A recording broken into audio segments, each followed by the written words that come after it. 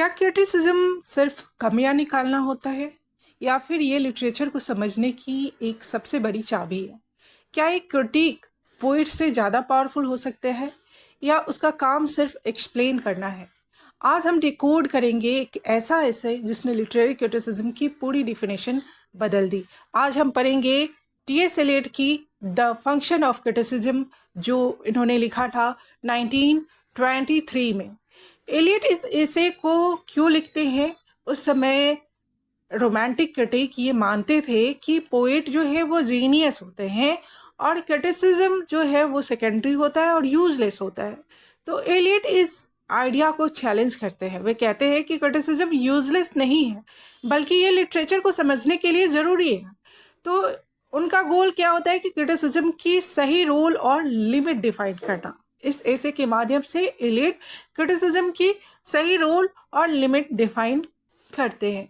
तो एलियट का main argument यहाँ है कि क्रिटिसिज्म का काम है एक्सप्लेन करना, इल्यूसिडेशन, है ना, एक्सप्लेन करना, कंपेयर करना। क्रिटिसिज्म का काम क्रिएशन नहीं है, यानी पोएट जो है वो क्रिएट करता है और क्रिटिक जो है वो क्लैरिफाइज करता है ना। तो एलियट साफ कहते हैं कि क्रिएशन जो है वो प्राइमरी एक्टिविटी है और क्रिटिसिज्म जो है वो सेकेंडरी एक्टिविटीज़ है। तो क्रिटिसिज्म वर्सेस क्रिएशन की बात करते हैं। पोएट नया काम करते हैं और क्रिटिक्स उस काम को समझाते हैं। तो क्रिटिक पोएट से ऊपर नहीं है, लेकिन ज़रूरी है। तो क्रिटिसिज्म क्या करता है? सपोर्ट सिस्टम है लिटरेचर का।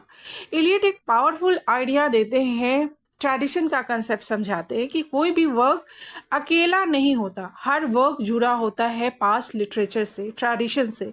तो क्रिटिक का क्या काम होता है? किसी वर्क को उसके ट्रेडिशन में समझना, है ना। क्रिटिक का क्या काम होता है कि किसी वर्क को उसके ट्रेडिशन में समझना। तो इसके लिए क्रिटिक के पास होना चाहिए हिस्टोरिकल सेंस, है ना। अगर क्रिटिक जो है किसी वर्क को ट्रेडिशन के पॉइंट ऑफ व्यू से जज कर रहा है, तो खुद उसे ट्रेडिशन की समझ होनी चाहिए, हिस्टोरिकल सेंस होनी चाहिए। इसका मतलब है कि उसे पास्ट का नॉलेज होना चाहिए, प्लस प्रेजेंट की अंडरस्टैंडिंग होनी चाहिए। क्रिटिक को देखना चाहिए कि लिटरेचर जो है वो कैसे इवॉल्व हुआ। ये अंडरस्टैंडिंग जो है वो जजमेंट को स्ट्रॉन्ग बनाती है। एलियट कहते हैं कि क्रिटिसिज्म पर्सनल नहीं होना चाहिए, है ना। ये पर्सनल ओपिनियन इसमें नहीं होना चाहिए, बायस नहीं होना चाहिए, इसमें ऑब्जेक्टिविटी होनी चाहिए और न्यूट्रल जजमेंट होना चाहिए। क्रिटिक को टेक्स्ट पे फोकस करना चाहिए, न कि ऑथर या पर्सनल फीलिंग्स पे। मेथड ऑफ क्रिटिसिज्म की बात पे एलियट कहते हैं कि क्रिटिक्स को अप्रोच जो है वो साइंटिफिक होना चाहिए, एनालिसिस करना चाहिए, कंपैरिजन करना चाहिए, उनमें लॉजिक थिंकिंग होनी चाहिए। तो क्रिटिसिज्म इमोशनल रिएक्शन नहीं है, क्रिटिसिज्म डिसिप्लिन्ड स्टडी है ना। तो क्रिटिसिज्म क्या करता है? रीडर की अंडरस्टैंडिंग बढ़ाता है, टेस्ट इम्प्रूव करता है, लिटरेरी स्टैंडर्ड्स सेट करता है। बिना क्रिटिसिज्म के लिटरेचर जो है वो कैओटिक हो जाएगा। तो क्रिटिक की क्या क्वालिटीज़ होनी चाहिए, इसके बारे में भी एलियट बताते हैं कि एक अच्छा क्रिटिक कैसा होना चाहिए।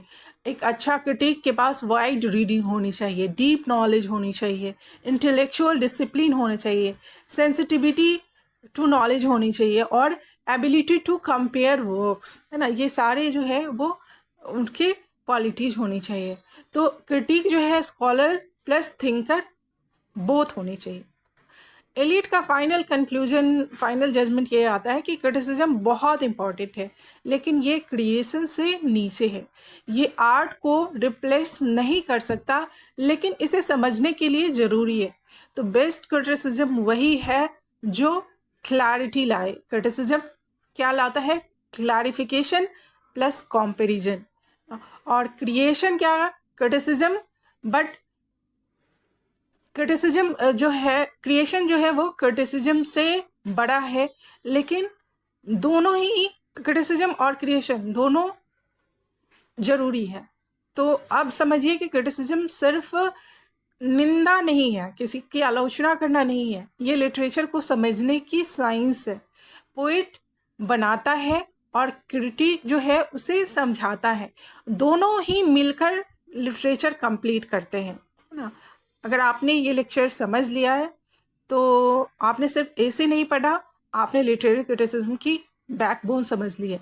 इसलिए वीडियो को लाइक, शेयर और सब्सक्राइब करना ना भूलें।